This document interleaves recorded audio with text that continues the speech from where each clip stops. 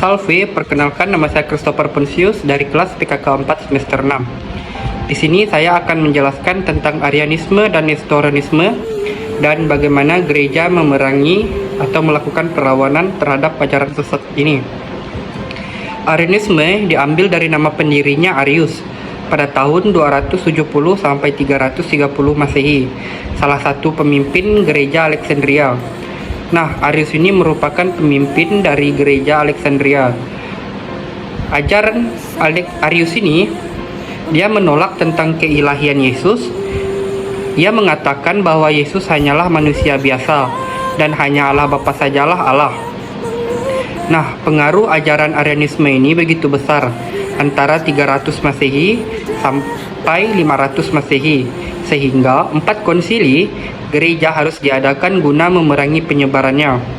Konsili Nisea pada tahun 325 Masehi, kemudian Konsili Konstantinopel pada tahun 381 Masehi, Konsili Efesus pada tahun 431 Masehi, dan Konsili Chalcedon pada tahun 451 Masehi. Arianisme ini sendiri mengajarkan bahwa anak Allah tidak kekal karena ia diciptakan Allah Bapa dari ketiadaan untuk tujuan penciptaan dunia ini. Oleh karena itu, anak Allah tidak sehakikat dengan Allah Bapa. Ia adalah makhluk yang dapat berubah sehingga dapat binasa serta berdosa. Kemuliaannya sebagai anak Allah dikaruniai oleh Allah Bapa karena kesetiaannya dalam melaksanakan kehendak Allah Bapa.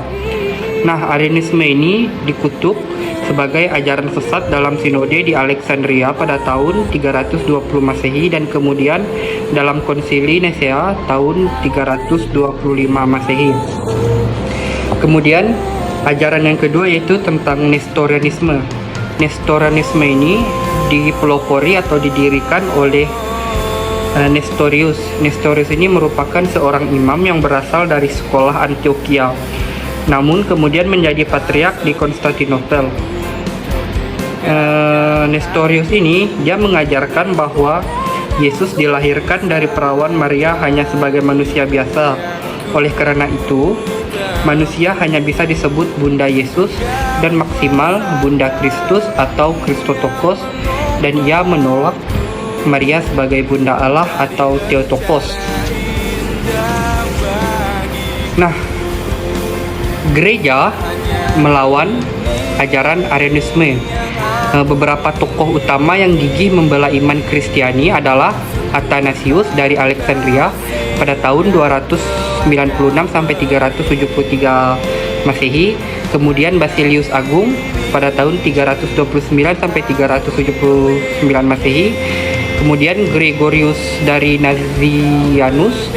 Nazianzus pada tahun 329 sampai 390 Masehi, dan Gregorius dari Nisa pada tahun 335 sampai 395 Masehi.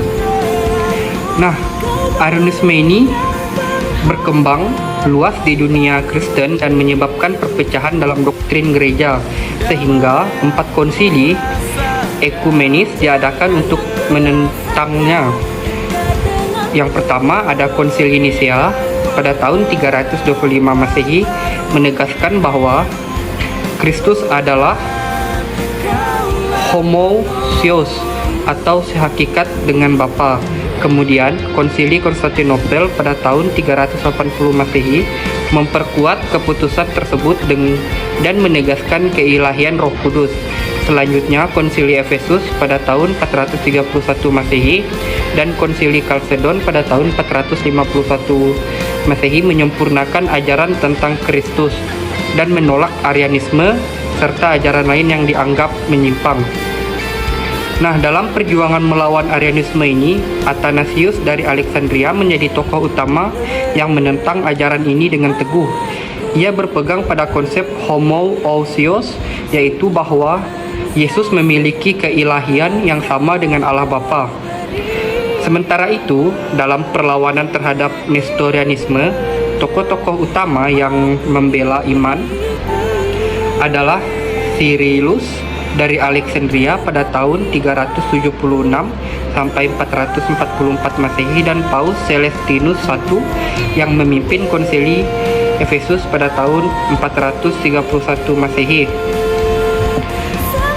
Nah, sebagai pembela iman, Cyrillus dari Alexandria menegaskan bahwa Kristus adalah suatu pribadi dengan dua kodrat yang tak terpisahkan, yang disebut sebagai hypostatic union.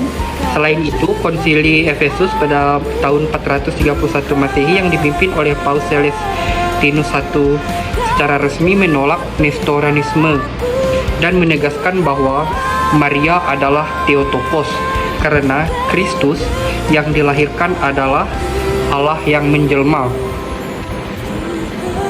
Baik, sekian yang dapat saya sampaikan pada materi kali ini. Saya ucapkan terima kasih.